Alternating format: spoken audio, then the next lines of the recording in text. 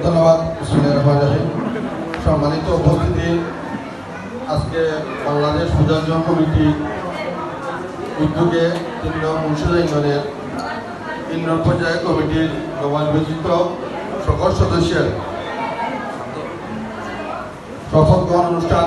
উক্ত অনুষ্ঠানে বিভিন্ন ওয়ার্ড থেকে বিভিন্ন গ্রাম থেকে আগত নেতৃবৃন্দ এবং আমার ডানে বসা উপজেলা নেতৃবৃন্দ সবাইকে আমি আমার পক্ষ থেকে আমার অনুষ্ঠানের পরিষদের ধন্যবাদ জ্ঞাপন করছি। আসলে সময় স্বল্পতা, বৈরী একটি আবহাওয়া, আমাদের মুলিয়াজার জেলায় প্রায় জায়গায় আসলে বন্যা আক্রান্ত। আমরা প্রথমেই মহান আল্লাহ তাআলার কাছে দোয়া করি, আল্লাহ তাআলা যেন আমাদেরকে এই বন্যা থেকে আমাদেরকে রক্ষা করেন, প্রাকৃতিক দুর্যোগে আমাদের রক্ষা করেন। গণবৃষ্টি আপনারা সবাই অবগত আছেন, আমার এই নির্ণয় 2টি ওয়ার্ড 9 নম্বর 4 নম্বর ওয়ার্ড মোটামুটি বন্যার দ্বার প্রান্তে। আমরা বিভিন্ন সময় এলাকার সাথে যোগাযোগ করার চেষ্টা করেছি এবং মানুষকে আশ্বস্ত করেছি কীভাবে বন্যা থেকে হেফাজত করা যায়। আমরা ব্যবস্থা থেকে আমরা সার্বিক সহযোগিতা করবো। যাই হোক, আমি মূল প্রসঙ্গে চলে আসি। আজকে আমাদের মুন্সিগঞ্জ ইউনিয়নের পূজার্জন কমিটির শপথ অনুষ্ঠান হয়েছে, ওনারা দায়িত্ব বুঝে নিয়েছেন। আমরা চেষ্টা করব ওনাদেরকে নিয়ে আমাদের বাকি যে সময়টুকু আছে আমরা সমাজের জন্য, সমাজের মানুষের জন্য আমরা কাজ করব। আমরা যদি ধর্মীয় সংগঠন, সামাজিক সংগঠন সেগুলা যখন আমাদের জনপ্রতি পাশে দাঁড়ায় তখন আমাদের অনেক কাজ কমে যায়।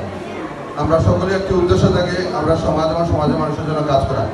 সেই হিসাবে যদি সামাজিক সংগঠন, ধর্ম সংগঠন আমাদের পাশে আসে তাহলে দেখা যায় সমাজে যে হতদরিদ্র মানুষগুলো আছে এদেরকে আমরা পর্যায়ক্রমে আমরা সবাই সহযোগিতা করতে পারি। আসলে একার পক্ষে এটা ইউনিয়ন পরিষদের পক্ষে একটা ইউনিয়নের 9টি ওয়ার্ড 26,000 মানুষের বসবাস, সবাইকে আসলে কাছে যাওয়া যায় না। যেহেতু আমাদের গরিব এলাকা দরিদ্র ইউনিয়ন, এখানে হতদরিদ্র মানুষ আছে।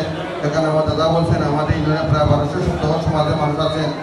এরা আসলে কোনো ন্যায়ের মানুষ, কোনো তৃণের উপরে পলিথিন উড়িয়ে ওরা বসবাস করে। এরা যে জীবনে মান আমরা কোনো পরিবর্তন করতে পারিনি, এটা আসলে আমাদের অনেকটা আমাদের ব্যর্থতার কাছে পড়ে।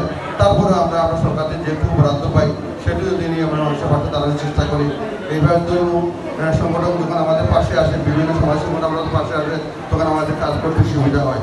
তা আমি নবনির্বাচিত কমিটির সকল সদস্যের কাছে অনুরোধ করবো যে আসুন আমাদের এই কর্মকাণ্ডটা সত্যি সনাতনের মধ্যে সীমাবদ্ধ না রেখে আমরা সমাজের মানুষের জন্য কাজ করি। সমাজ যদি বাঁচে, সমাজের মানুষ যদি বাঁচে, এটি হলো ধর্মের অর্থ কি? শান্তি। ধর্মের অর্থ কি? হতদরিদ্র মানুষের পাশে দাঁড়ানো, মানবতার কাজ করা। সেই হিসাবে যদি আমরা অবস্থান থেকে আমরা দাঁড়াই, আমি ওনাদেরকে অনুরোধ করবো আপনারা একটি ফান্ড সংগ্রহ করবেন। আমি আমার অবস্থা থেকে আপনাদেরকে সহযোগিতা করবো। আমাদের সমাজে অনেক সনাতন ধর্মাবলম্বী আছে যারা কন্যা দায়িত্ব, অনেক গরিব পরিবার আছে, তার মেয়েটা উপযুক্ত ছিল, সে মেয়েটা বিয়ে দিতে পারতেন না। আমরা যদি এই সামাজিক সংগঠনের মাধ্যমে, ধর্মসংঘের মাধ্যমে ওনাদের পাশে দাঁড়াই তাহলে দেখা যাবে একটি কন্যা দায়গ্রস্ত পিতা উনি মুক্তি পাচ্ছেন। অনেক লোক আছে, যেমন আমাদের অনেক মহিলারা আছে সেটা এই কাজ কিনতে পারে না। আমরা যদি আমাদের সংগঠনের মাধ্যমে তাদেরকে ডিস্ট্রিবিউশন দিই তাহলে দেখা যাবে একটি পরিবারের কর্মসংস্থান হতে পারে। এইভাবে অনেক পরিবারেতে অসুস্থ মানুষ হাঁটতে চলতে পারে, ওরা একটা হুইল চেয়ারের প্রয়োজন। আমরা যদি অবস্থা থেকে ওনাদেরকে যে হুইল চেয়ার দিই তাহলে দেখা যাবে উনি এই পরিবারটা এই যে প্রতিবন্ধী মানুষ বা অসুস্থ মানুষ থেকে অনেকটা তারা মুক্ত পাবে। সেই হিসাবে আসলে আমাদের সমাজে কাজ করে অনেক প্ল্যাটফর্ম আছে, আমরা চাইলে আমরা বিভিন্ন প্ল্যাটফর্মে আমরা কাজ করতে পারি। সেই হিসাবে আমি বলবো আমাদের এই সংগঠনকে ধর্মীয় কাজের পাশাপাশি এগুলো যদি আমরা নিয়ে নিই তাহলে দেখা যাবে আমাদের সমাজে অনেক পরিবর্তন হয়ে যায়। কারণ আমরা তো সমাজের যারা হতদরিদ্র মানুষ, আমরা আশা বড় স্বাস্থ্য, তারা আমাদেরকে চেয়ে থাকে, আমরা কখন তাদের পাশে দাঁড়াই।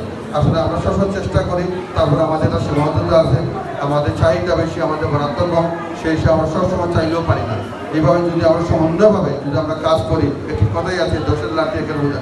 আমরা 10 জনের যদি একটি লাঠি হাতে নেই তাহলে এটা বোঝা হয় না, একটা লাঠি হয়। আর যদি একটা লাঠি একজনে নেই তাহলে তাকে বোঝা হয়ে যায়। সেই হিসাবে আমরা চেষ্টা করার সময় নেই, আমরা সমাজের জন্য কাজ করি, সমাজের মানুষের জন্য কাজ করি।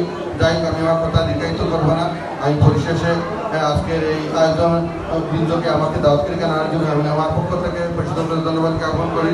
আসুন আমরা সবাই মিলে আগামী প্রজন্মের জন্য সুন্দর একটি এলাকা, সুন্দর একটি সুন্দর একটি সমাজ ব্যবস্থা উপহার দিই। পরিষদ সভা সুস্বাস্থ্য দীর্ঘায়ু আমি কামনা করি। আমার কথাগুলো সবার কাছে আমার শ্রেণীমতো সালাম আদাব। ধন্যবাদ।